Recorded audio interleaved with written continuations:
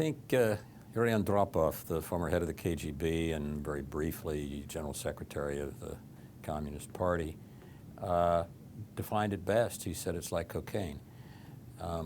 If you use it once, it probably doesn't affect you much, once or twice, but you start using it regularly or semi-regularly, it changes your life.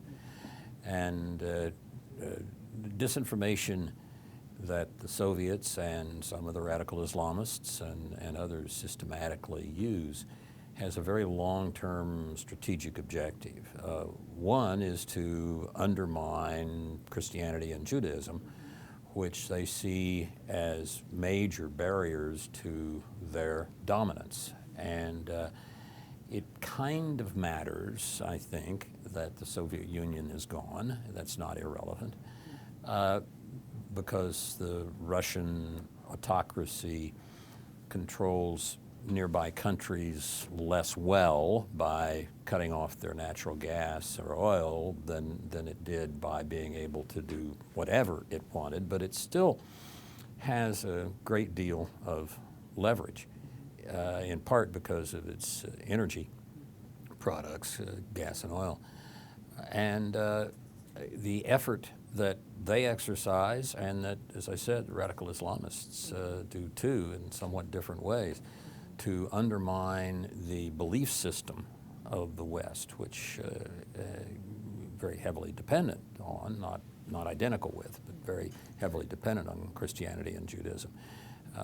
So those are major targets of whether it's the remnants of the KGB or radical Islamists or both or whatever. People say, well, how can it be that the KGB is still around, the Soviet Union is gone? I think I'd put it this way. If you are sitting in the bar of the Naga Hilton Hotel, nice hotel on the banks of Lake Geneva, and a smart, articulate in English, 45-year-old Russian comes up to you and says, I'd like to buy you a drink, and I'd like to talk to you. I'm with Gazprom. I'd like to talk to you about doing a deal. He might be what he says he is. He might be a Russian intelligence officer under commercial cover. He might be an important member of a Russian organized crime family. And the really interesting thing is that he may well be all three, and none of those three institutions has any problem with that at all.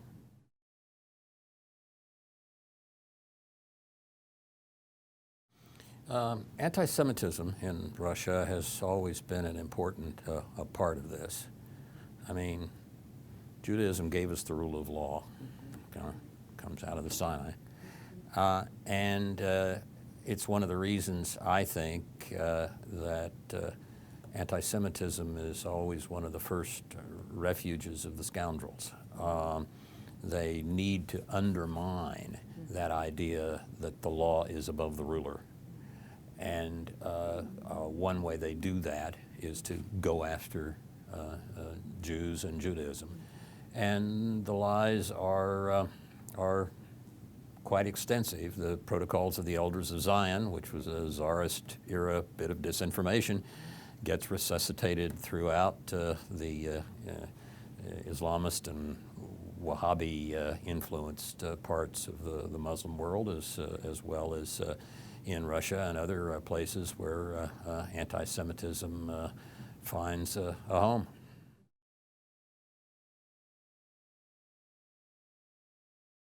Well, the totalitarians fight one another from time to time, but they work together a lot more than a lot of people realize. And the remnants of the KGB, the organized crime families, and the other thugs, basically, who are running Russia today, see a real advantage in weakening the West generally. So if they can help do that by producing this idiotic set of lies, the Protocols of the Elders of Zion, and using Islamists to spread these around the world, they'll do so. In the Mideast, There's a saying, me against my brother, me and my brother against our cousin, me, my brother, and our cousin against the stranger. And the totalitarians regard one another at least as cousins. Sometimes they fight. Hitler and Stalin did, but they're at least cousins.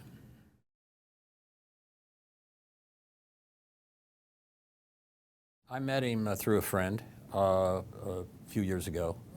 I knew him really only by reputation before. I had read Red Horizons, his first book. I had not read his second one about the Kennedy assassination, which I read just a couple of years ago after I met him. And then I read Disinformation. He's a remarkable man.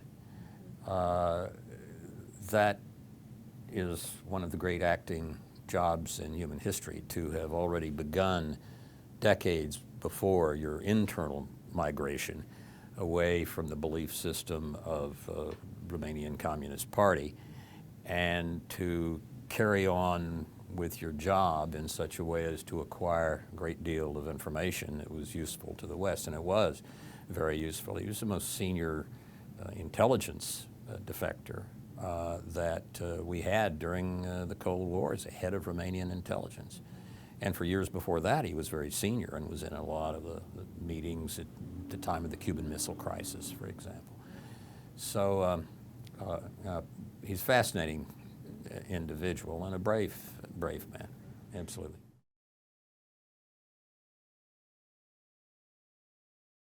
Well, we got a lot of information from him. This was well before I was out at the CIA. I had nothing to do with this, but we got a lot of information from him about the personalities, the rivalries, the plans of not just Romania, but the rest of the Eastern Bloc. And after the wall went down, within almost days, he and his wife had been taken and executed by crowds in Romania. My family and I were over in Vienna in late November, early December of 1989, right after the wall went down, because I was the U.S. ambassador for the Conventional Forces in Europe Treaty. The negotiations were taking place in Vienna. And we went to Prague just a few days before Christmas. And I saw on the balcony outside the Romanian embassy the gleeful announcement that Pacepa had been taken. I mean, a lot of this was what Romanians and a lot of other people learned through Mike Pacepa's book, Red Horizons, because the corruption, the incredible self-dealing, brutality, and all the rest of the Romanian communist establishment, Ceausescu and the others, both Ceausescus, was stunning, and it was pretty clear once the wall went down and once Gorbachev, and to his credit, did not send the tanks the way the Soviets had always in the past. Once that happened, Pacepa's days, not Pacepa's, but the Ceausescu's days were numbered.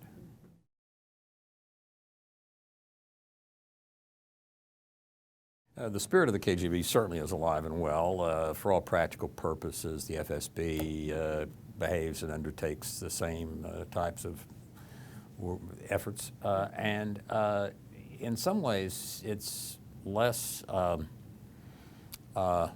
disciplined and less structured than the KGB was, because there are various relationships of organized crime gangs and different leaders, and leaders providing, as the Russians say, a roof to other leaders or people who want to get into a business. It's a mafia-like protection racket, except the mafia, whether in Italy or in the U.S., looks pretty mild compared to the FSB and the KGB before them. I think that David Satter's book, Darkness at Dawn, is a superb description of what happened in the 90s when, following the fall of the Berlin Wall and the fall of the Soviet Union at the end of '91,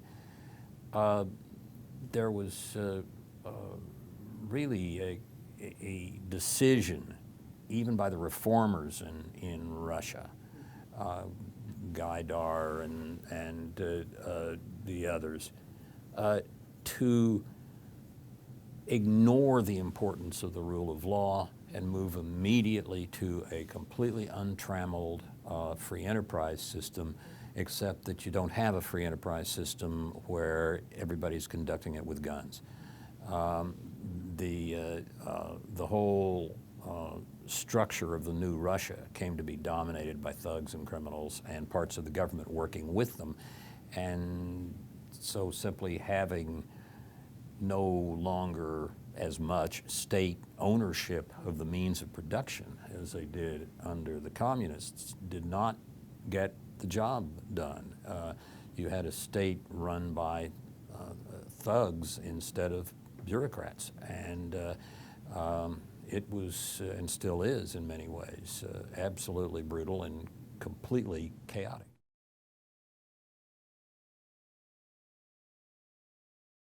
Well, the most difficult phase of the Cold War is over. We really did win, I think, World War III, the Third World War being the Cold War. But the residual existence of organizations and leaders and people who were mid-level in the Cold War, and Putin is a perfect example, but have now brought with them into leadership a great deal of the brutality and totalitarianism of the Cold War. Means that we're kind of in, and Russia is not likely for a real long time to be a major player here, I don't think. It may be for a while. But Russian oil is in part, as is Saudi and Iranian oil, I think, about to be replaced by other ways of our conducting ourselves in transportation, the most interesting being using natural gas as a liquid fuel, that is changing it to methanol, to ethylene, and from there to gasoline, diesel, et cetera. And also a lot of other countries being able to have natural gas instead of having to depend on Russia for it, because I think there are a lot of shale gas deposits in places like Ukraine and Poland and so forth that Russia really does not wish were there. So their demographics are stunning. Average age, last time I looked, for Russian males was 57 years old. It's the youngest ceiling in the civilized countries, practically. I think that it will be the case in the middle of the century where Russia, at current demographic change rates, will be under 100 million people, smaller in population than Yemen. So if the value of its oil and gas deteriorates because we're producing both, and because other countries are producing both, and because the monopoly on oil is effectively ended, the monopoly of oil on our transportation system is effectively ended. Russia doesn't have a large enough army to protect Siberia against China. The Chinese have never recognized much of the Tsarist seizings of Siberia. Russia could be in considerably weaker position than being much of an adversary for us in a resuscitated or second version of the Cold War. The real determinant of where things go here, I think, is China. If China moves, and I think this is about 51% likely, if China moves in a positive direction, a lot works out for the better. If China throws back into, at least in part, totalitarian modes, it will be very, very bad. So Russia, to some extent, may be sort of sitting there on the sidelines saying, hey, look at me, I'm important. Maybe.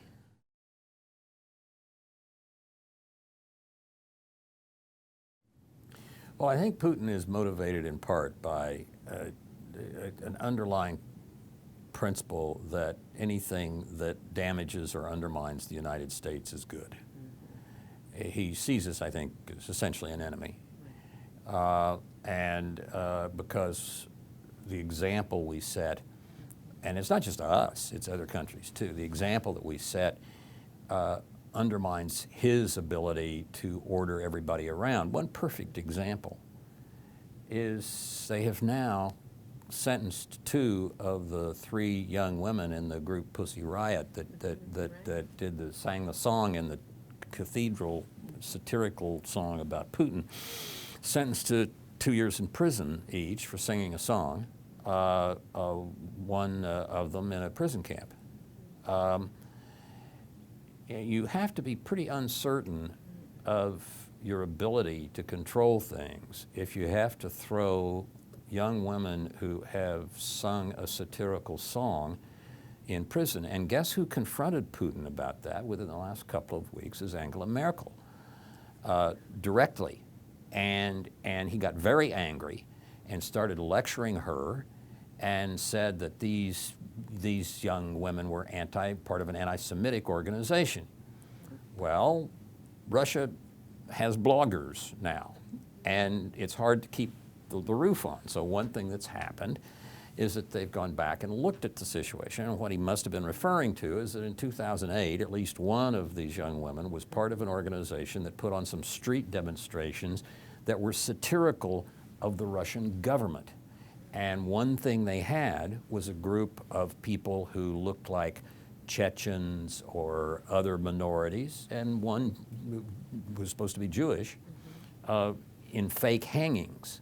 But it wasn't that they were advocating hanging minorities. It's that they were saying that Russia was dealing with its minorities that way. And it was a predecessor group several years ago to Pussy Riot.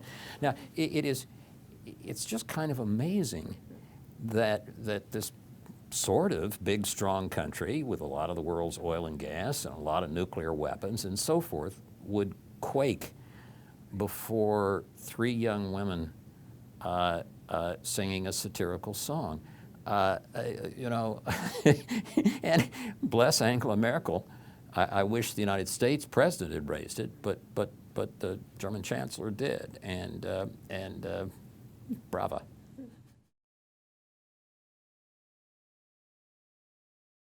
Oh, well, that's a serious matter. Russia sees helping Iran and working with Iran, and it did with Syria as well, as a very good way to undermine American influence in the Middle East, undermine the Saudis, who are far from being anti-totalitarian. They're very totalitarian, but they're not pro-Iranian totalitarian. And so he's working, I think, very hard to try to build up a resistance to American and sometimes, since we work with the Saudis on things, often American-Saudi influence in that part of the world, he'd like to undermine it. And Iran and Syria, before the chaos, and Hezbollah were his buddies.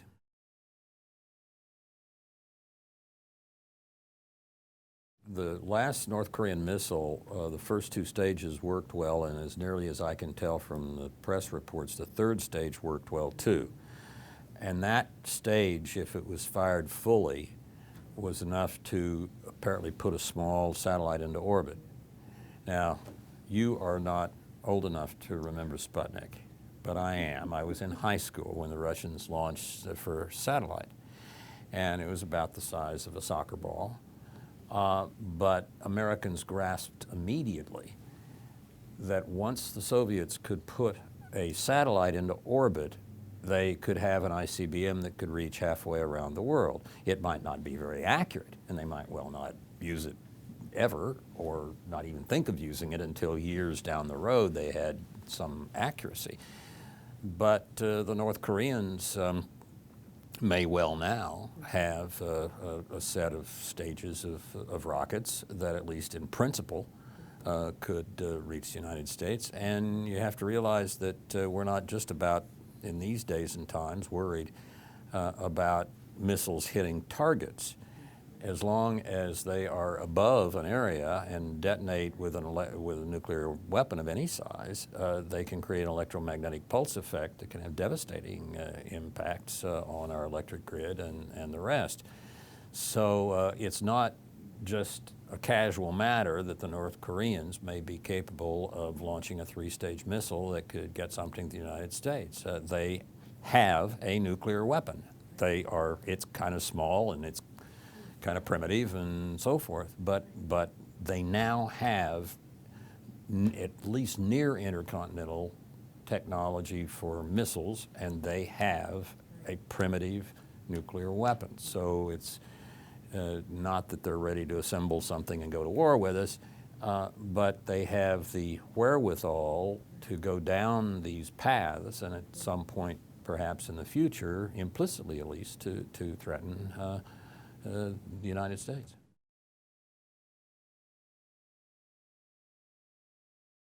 It's not unprecedented, but it's not normal. It's the Russian and Chinese version of a man putting his thumbs in his suspenders and puffing up his chest. I think the situation has to be looked at in the context of history as well. We found out in 2002, but it's only recently been circulated in really a very fine program on public broadcasting recently called The Man Who Saved the World. And it's about the 4 Russian diesel submarines at the time of the Cuban Missile Crisis, but each one of them had a nuclear torpedo on it. And they had been detected by the American Navy. This was after we declared the quarantine, and were being driven to the surface by depth bombs and the rest. And 3 of them just came to the surface and said, okay, here we are, what do you want us to do? The 4th, the captain and the political officer on board were very agitated. They'd had a fire. The temperature was very hot, 120, 130 degrees. Morale was bad. There was confusion. They couldn't communicate very effectively, if at all, with Moscow.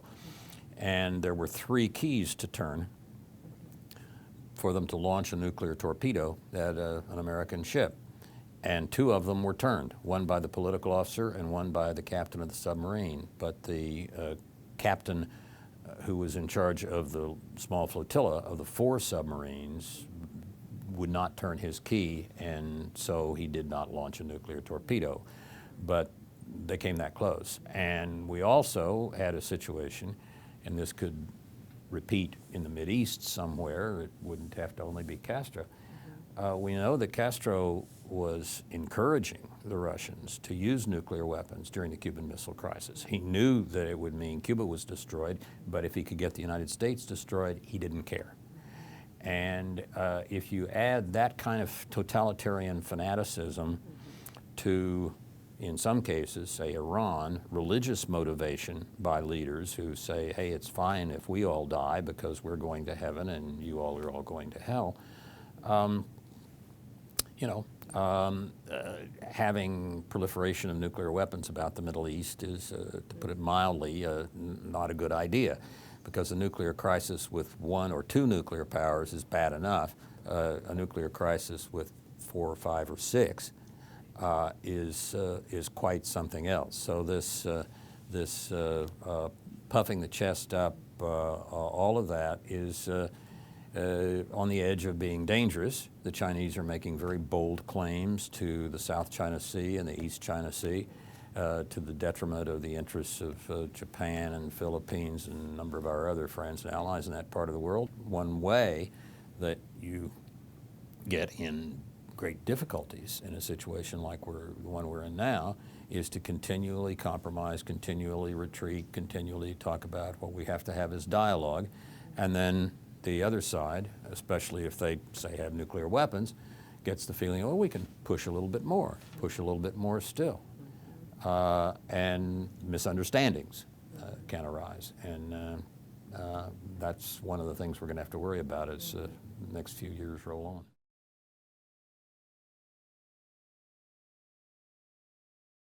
This, again, was all before I was out at the agency in the mid-90s, but this is well known, and Pachepa gives it added credibility. Yes, absolutely, the Soviets and the Islamists were working hand in glove, and that's was a central element of Soviet foreign policy and national security policy from their point of view for years.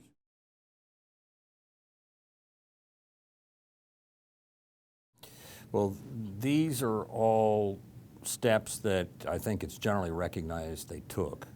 I was not out at the CIA when this was started and going on, so this is things I've read in really in history. But it's pretty well recognized, and those relationships in many ways still exist. Whether there's actual training of how to blow up airliners involved or not, I don't know. I somewhat doubt it. But the ideological support, the financial support, all of this is still very much the case, and I think will probably go forward for years unless we find some way effectively to deter it.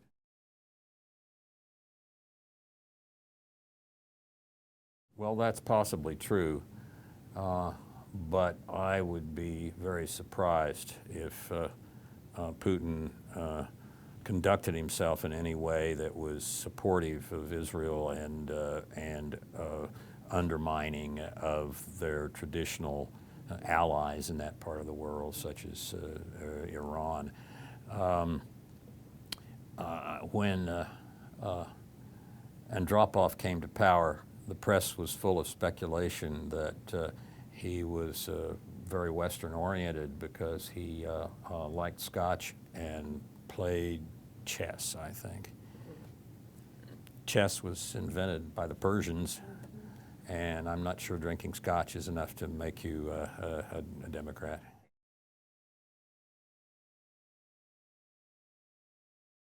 Well, the media and the executive branch have turned so much away from ever mentioning that the Islamists are related to at least one of the branches of Islam. That wasn't true of the 9/11 report. It's very straightforward and clear about these issues. It wasn't true up until 2 or 3 years ago. But how the U.S. government could put out a report on Major Hassan killing 13 of his fellow soldiers after he went through all briefings of his fellow soldiers about his Islamist beliefs and the importance of jihad and on and on and on, how they could put out a report about all that and never mention the word Islam or Muslim is beyond me. I mean, many religions at one time or another in their existence have spawned totalitarian movements. Sometimes they lasted for a while, sometimes they didn't. We Protestants burned witches in Salem. The Catholics did the Spanish Inquisition. The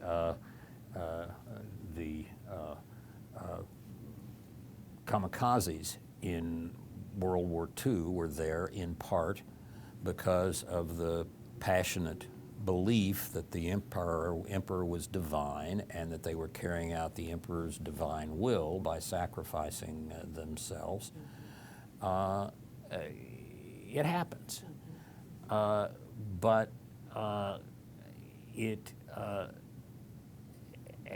can't understand the Spanish Inquisition without referring to Catholicism any more than you can understand Major Hassan without realizing that he was on jihad and said so himself. So this pussyfooting around issues, not labeling them clearly, not talking clearly about them, it's like something out of Ray Bradbury's Fahrenheit 451 or Orwell. I mean, it's just ridiculous. And you can't deal with something unless you can talk about it and understand it. And of course not all Muslims are terrorists. Of course many Muslims have suffered terribly from terrorism. Of course there are important strains of Islam that are quite peaceful and accommodating to other religions. Indonesian, for example. I knew the late Abdul Rahman Wahid, nicknamed Gus Dur, a bit. I had dinner with him about 3 times. And when he stepped down as president of Indonesia, he got Indonesia's leading young rock star, and the 2 of them went around together and put on rock concerts free for kids in soccer stadiums all over Indonesia.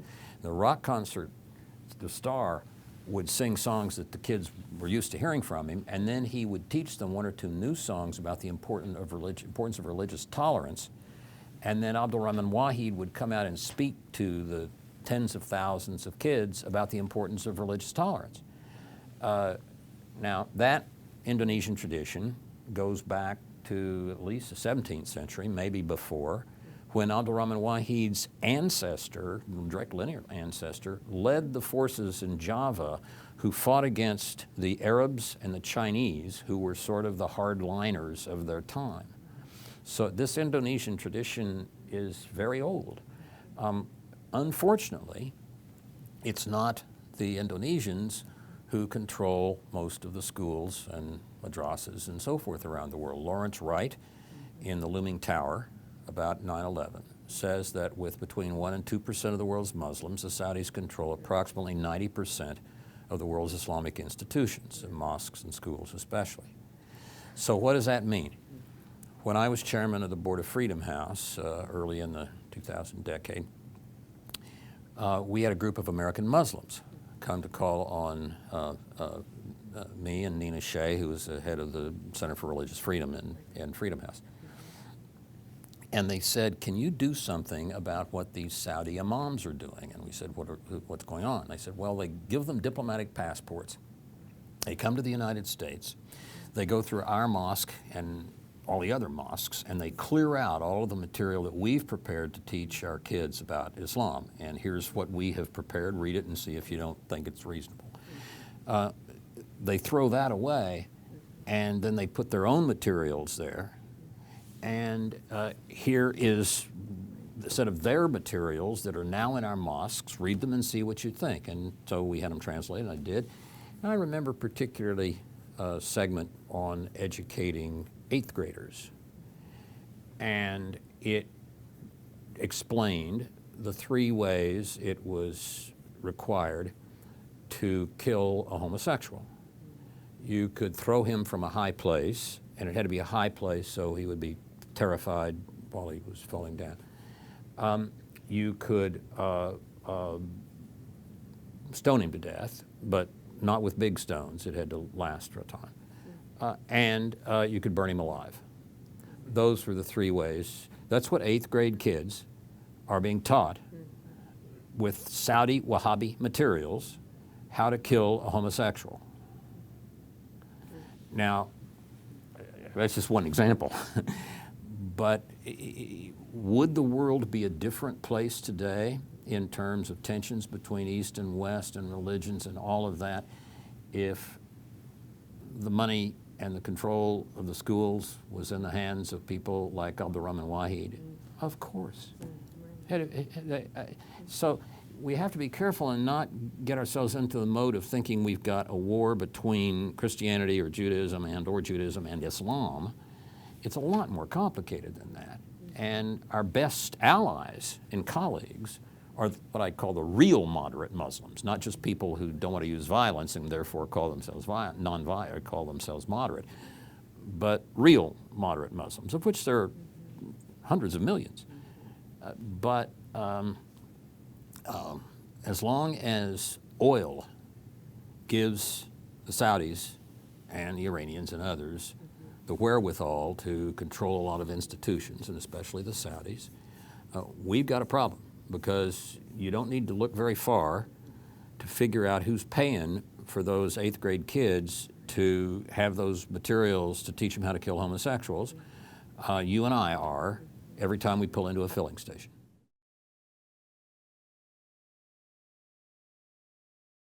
It is very important that American kids get a feeling for, an appreciation for what we did here in the 1770s and establishing, in 1780s, and establishing this country and the Constitution, and how it works and how it's changed, and who the heroes were of preserving it, Lincoln and the others. And yes, there are other things they need to learn. But the heart of the matter needs to be what is unique to us as Americans and American history and American civics and the rest. And I think school leaders who throw out that in the textbooks and replace it with other material that's in some ways perhaps hostile even to the United States and to Judeo-Christian values and the rest is really just a terrible thing to have happen, and something we need to fix.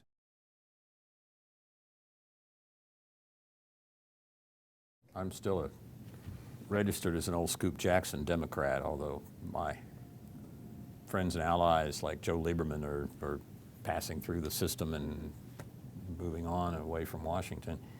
I haven't been actively involved in the Democratic Party for some time, and was a bit involved in John McCain's campaign because he was an old friend from Navy Department days, so we used to work together. But I haven't been active in either party except for working with John and in recent years, and I haven't read a lot of the party materials and so forth. But I think if one, this isn't too hard if you just kind of call it straight and don't get intimidated. There's plenty of people out there who will support you saying what's so, as distinct from dancing around and prevaricating. But we got to get back to an old-fashioned kind of American, plain-spoken, common sense approach toward things. What we have is a mixture of things going on. Mm-hmm. We have solar effects that we've seen before in the history of the Earth. Mm-hmm. But I think we probably also have some impact from the CO2 that's added by putting carbon into the atmosphere.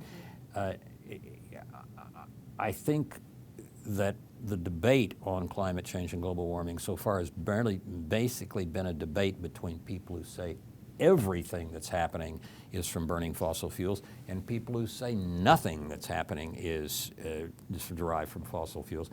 My view is I'm not sure, but I rather imagine there's some of each. And I'd be delighted to have people collect data and spread it out and not just use these dadgummed computer models, which are very, very partially representative of the real world. And in the meantime, I taught a course at Yale for 3 years ago and 2 years ago on energy called Energy in the 21st Century, Could Muir, Patton, and Gandhi Agree? And Muir is all about green, pollution and so forth, not just climate. Patton is about security, of course. And Gandhi is about the bottom 1.5 billion and simplicity and affordability and the village. And my view is that you can get a lot of useful things accomplished, like moving toward distributed generation of energy instead of a limited number of big power plants connected by vulnerable transmission. You can get a lot done by focusing on which of either of those three gentlemen you're interested in. Now, I kind of like all three of them, but I understand. I was testifying for the House committee on, I think, the one on Homeland Security about 3 years ago.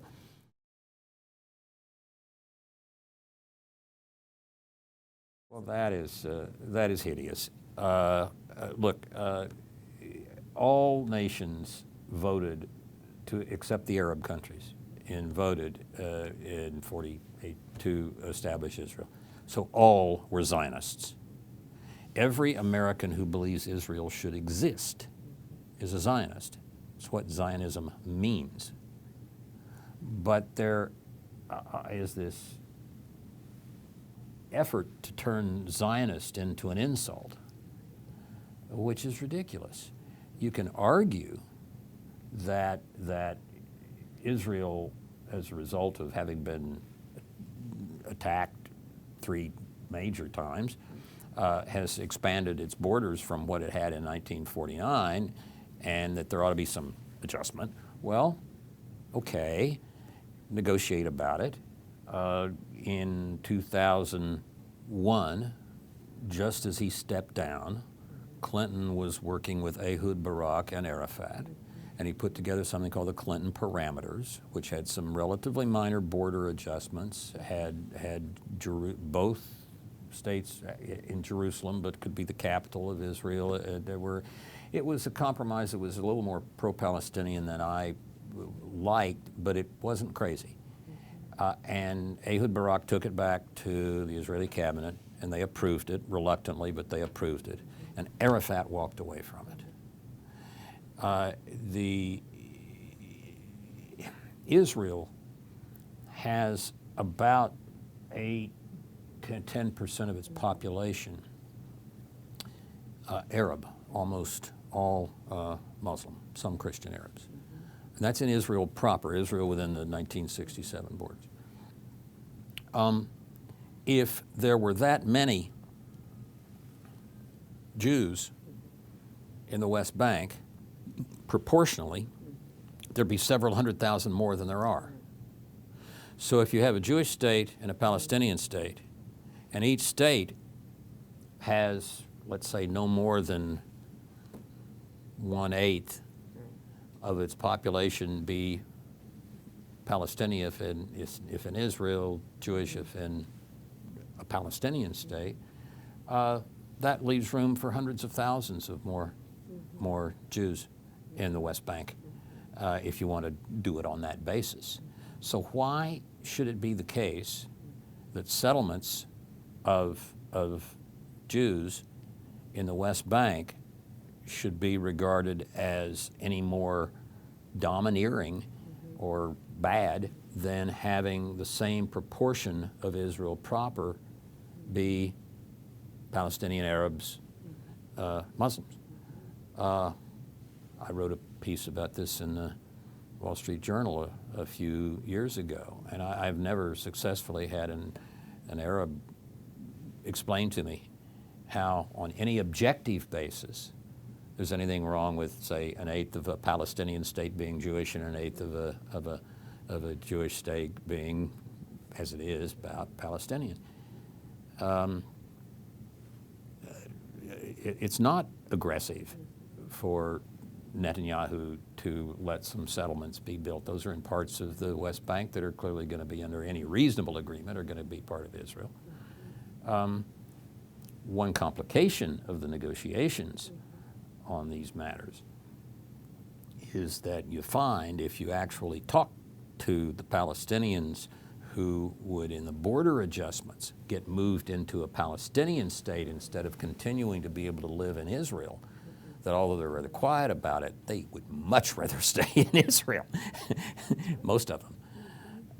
So, you know, to organized this international campaign to deny Israel's heritage in the area and the homeland of the Jewish people is really awful. It doesn't mean that there's no place for Arabs and Muslims. There should be, and it could be worked out. And Ehud Barak got the Israeli parliament to agree to such a working out in the closing days of the Clinton administration, and the Palestinians turned it down. Right.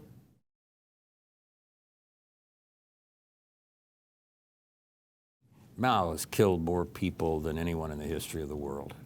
He was slightly behind Stalin until the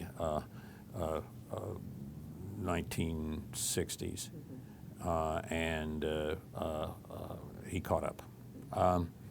So exactly why one would want to honor history's greatest murderer? You know, some journalists occasionally say, well, look, it'd be nice if we could be decisive in the United States and let's say become China for one day and get all our decisions made, and then we can be like we regularly are. And the answer to that in part is, well, you got to pick the right day, because if you pick the day he initiated the Cultural Revolution, that killed about 80 million people, and wasn't a very good day.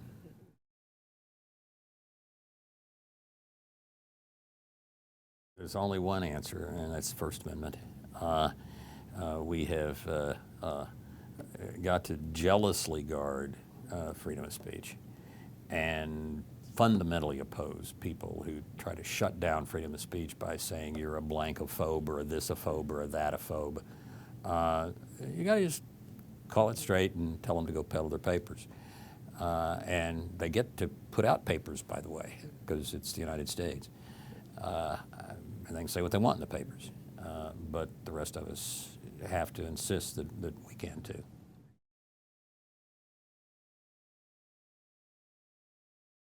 Either Brandeis or Holmes, who said sunlight is the best disinfectant. When you have official parts of the government practicing political correctness and so forth, like this school leader you mentioned earlier, I find that in a lot of circumstances when you can do it, humor is a very powerful weapon, and satire especially. I think it was Thomas More who said that the devil, that proud spirit, cannot endure to be mocked. I don't know if the viewers have ever seen the South Park movie Team America World Police. Parts of it are quite gross, but it's all very funny. And the leader of the world's terrorists in this movie, and they're marionettes, and it's a musical. The leader of the world's terrorists is Kim Jong-il.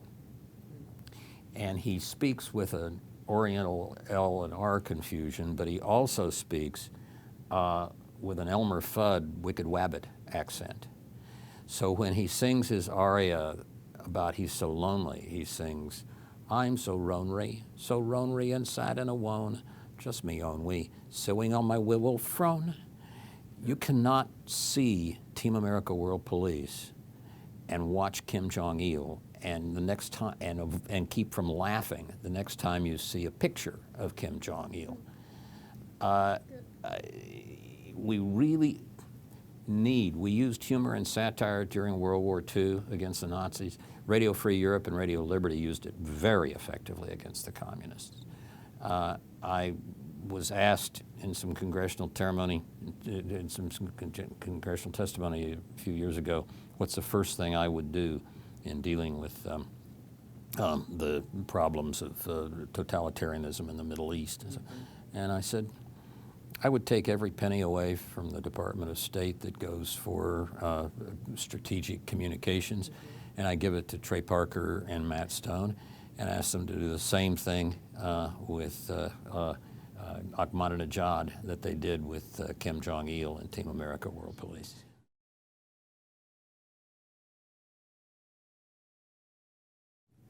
Well, ultimately, does. It's the only way it does. It's not that it does it efficiently always, and it's not that it does it quickly always. It's just that nothing else works. It's like, I guess it's Churchill's line about democracy, a worst system of government except for all the others. There's no way to ensure that it gets done right, but the various groups that support freedom of speech, especially if you can encourage them to be balanced and not just freedom of speech for one set of views, but for others, that's important. Our courts are important. Courts generally do a pretty good job of enforcing the First Amendment. We're not going to get anything better. And it doesn't relieve us of the necessity of taking the problem with both hands and working it. We just got to do it. But there's nobody ever promised us a rose garden, and we haven't gotten one.